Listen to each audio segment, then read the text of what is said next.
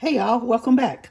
Let's do something fun today. Let's make some sweet Alabama pecan bread. It's so good. It's kind of a bread. It's kind of a cake. It's really good. So let's make that today. The first thing we're going to do, and this is totally optional, but it does add to the flavor. We're going to take our cast iron and turn it on kind of medium. I've got 2 cups of chopped pecans, and we're going to toast them. And all you do is just put your pecans in your skillet, and we're going to just stir them around every few minutes and let them get nice and toasty. Okay, our pecans are all brown and they smell nice and toasty. Be patient and be careful. Don't try to cook these too high because they will burn. Watch them very carefully because this doesn't take long, and they will go from nice and toasty to burned in pretty short order. So there's our pecans, and we're just gonna take these off the heat and go start mixing our batter. All right, for our batter, we're going to mix 2 large eggs. Just pop them in a big bowl.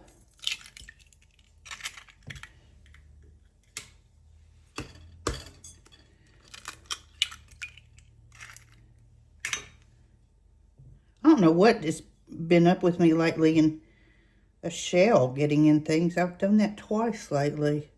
Okay.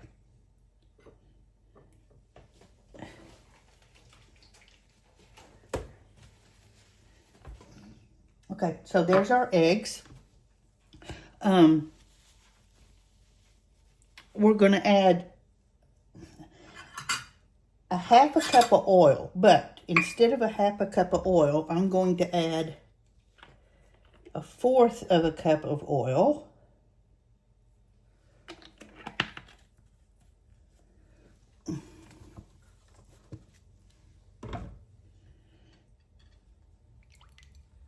And a 1/4 of a cup of melted butter. I think that little extra butter is just going to give it some richness that the oil just won't.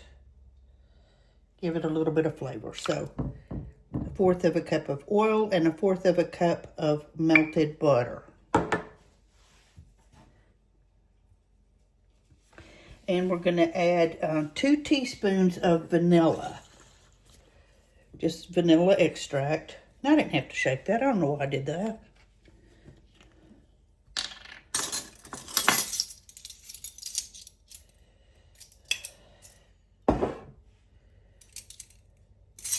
Okay, so we got 2 teaspoons of vanilla.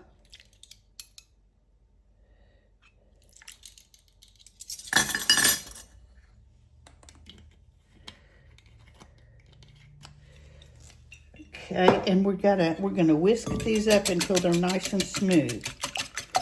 The butter's not totally melted. It's got some little chunkies in there, but that's okay.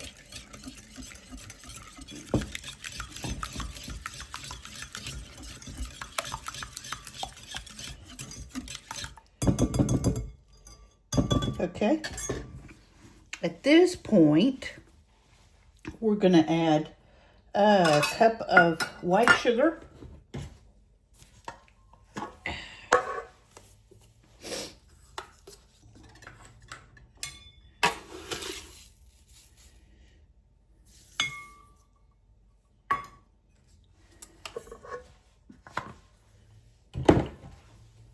And a cup of brown sugar. And the brown sugar it's gonna be packed, of course, always.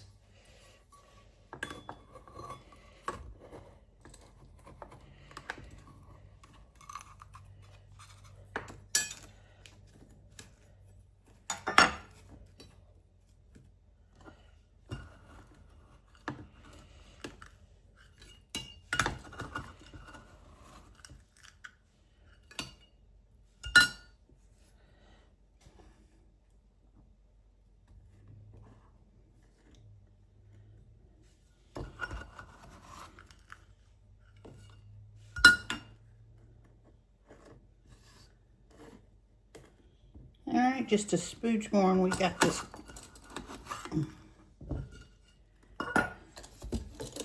It's amazing how much when you're packing brown sugar will actually go in your cup. All right, so we got a cup of white sugar and a cup of brown sugar.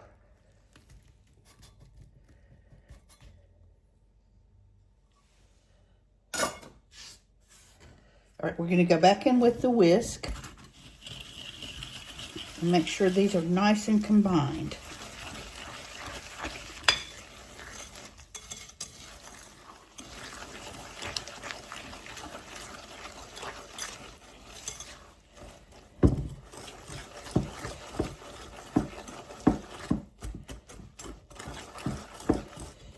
All right. Now we're going to stir in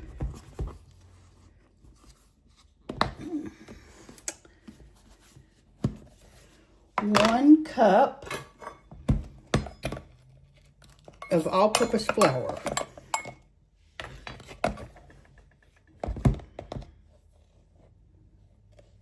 And remember, when you're doing flour, fill your container. Let's do that again so you can see. I'm sure you already know, but never hurts. Let's get in here and so you can see this.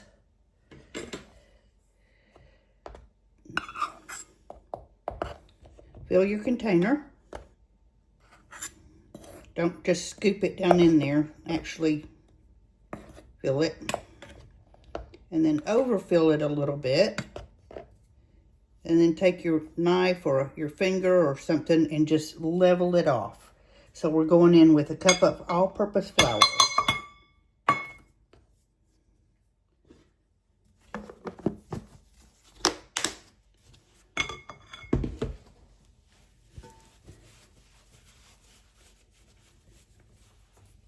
We've got 1/2 teaspoon of salt.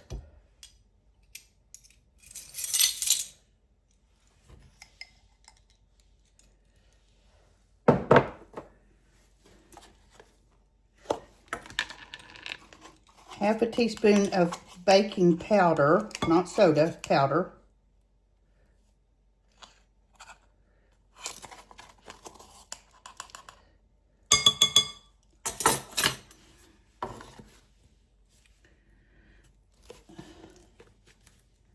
And this is optional, but this time of the year I like the warmth of certain spices, cinnamon being one.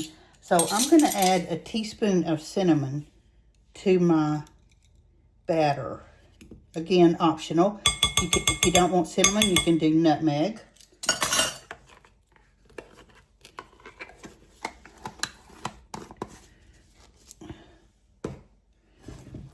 Okay, we're going to mix that in. Don't over mix it. Just kind of gently fold it in.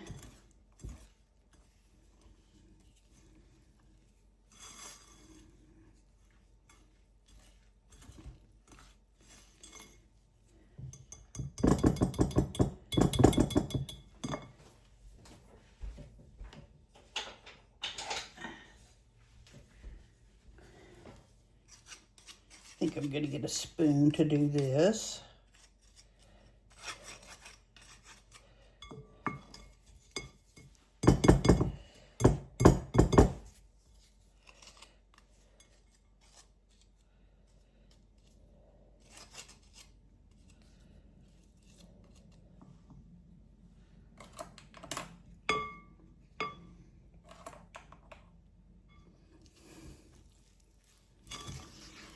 So go scrape your sides, make sure you get everything combined.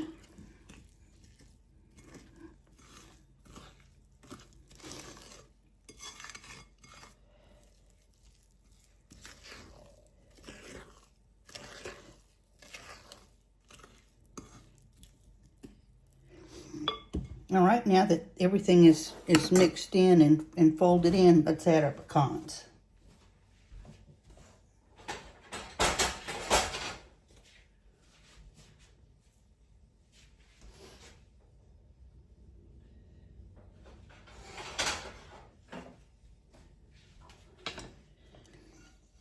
So we're going to just dump in our 2 cups of toasted pecans just right in there.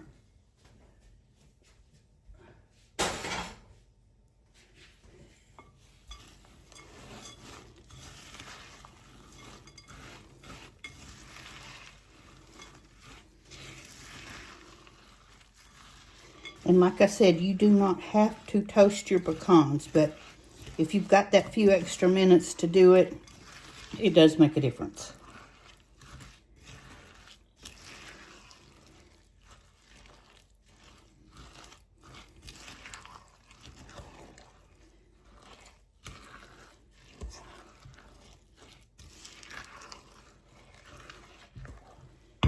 Okay, there's our batter. We have our batter all mixed up, and I have a 9 by 13 baking pan, and I lightly sprayed it with a little bit of baking spray, but I also lined it too with parchment paper. So we're just going to spread our batter. This is a dense batter.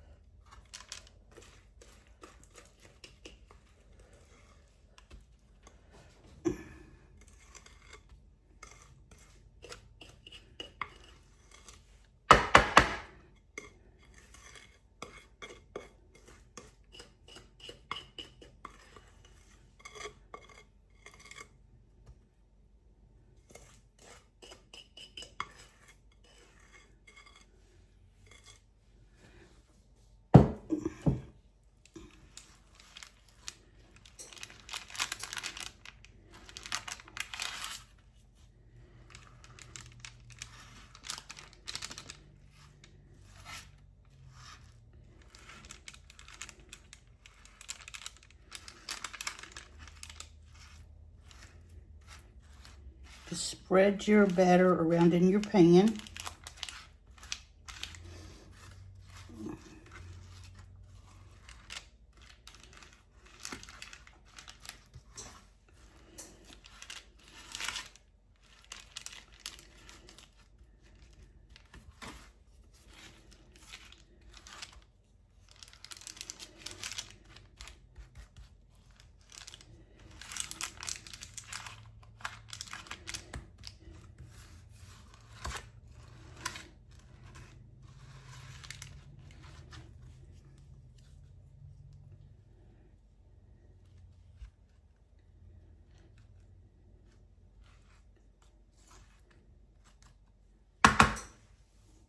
Okay, we're going to pop that in a 350-degree oven.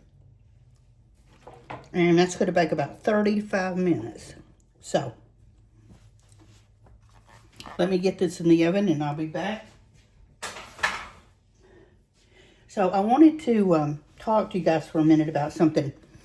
With the holidays coming up, I've had people ask me about mashed potatoes. Everybody's got mashed potatoes on their holiday table, and for good reason. Mashed potatoes are just a staple.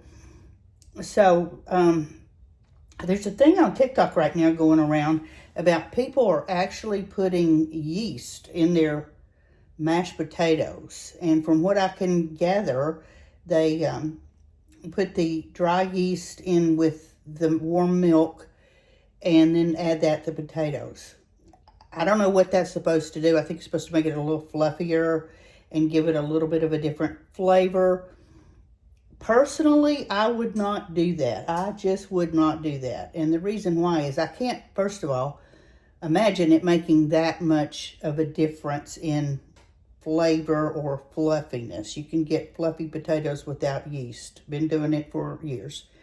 Another thing is that yeast is not going to be cooked like you would cook if you put it in bread dough.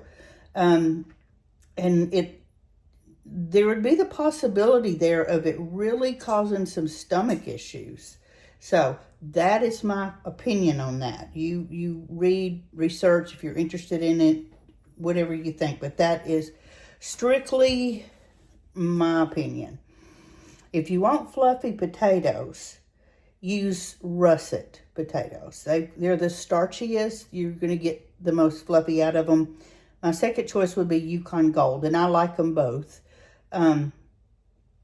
Also, another thing to do is you start out with cold water. Don't put your potatoes in already hot water. Start out in cold, salted water. As the potatoes cook, they're going to expand a little bit. They're going to absorb some of that salt. You don't have to use so much at the end. So just salt your cold water and start your potatoes in the cold water. When you drain them in a colander, put them back in the pot, and set the pot back on the eye when you start to take them off after they've cooked, turn the eye off. Drain your potatoes, set them back on the eye, and let them, you'll hear a little bit of a sizzle, and let them sit there for a few minutes. Shake them around a little bit. Let them sit there, and the water, the moisture in the potatoes will evaporate.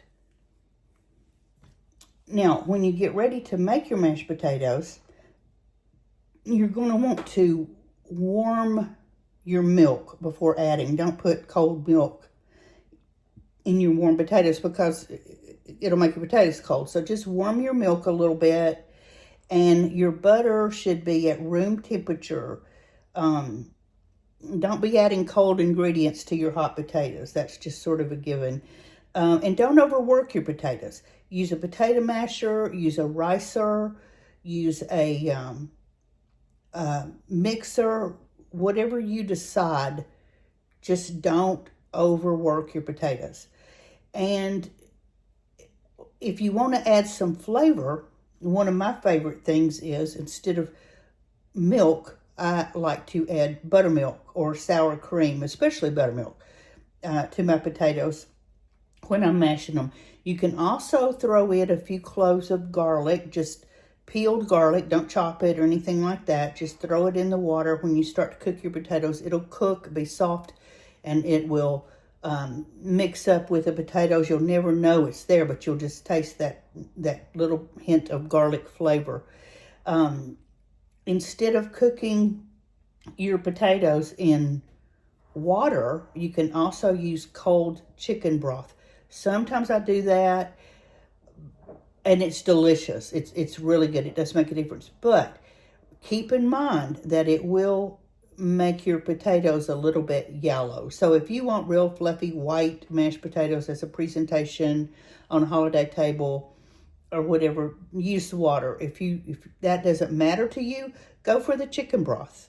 So that's my potato 2 cents today. I hope you got something out of that. But really, if you're even considering using the yeast in the potatoes, think about that. I personally wouldn't do it. So that's just me. I hope you've learned something from this, and I hope I've answered some of your questions. So we'll be back in a little bit with the pecan bread after it's out of the oven. And be sure while you're here to hit that subscribe button. I really appreciate y'all. Comment, share, all those good things. And we'll be back shortly. Bye-bye. I pulled our bread out after about 25 minutes. So let's check and see. Yep, it's done. So let's let it cool for a few minutes, and then we'll come back and cut it. Okay, our bread cooled, and I went ahead and sliced it into squares. You can slice it into squares or bars or whatever you want. And one of them broke, so I just decided that was just a perfect opportunity to test it. So let's see what this is going to taste like.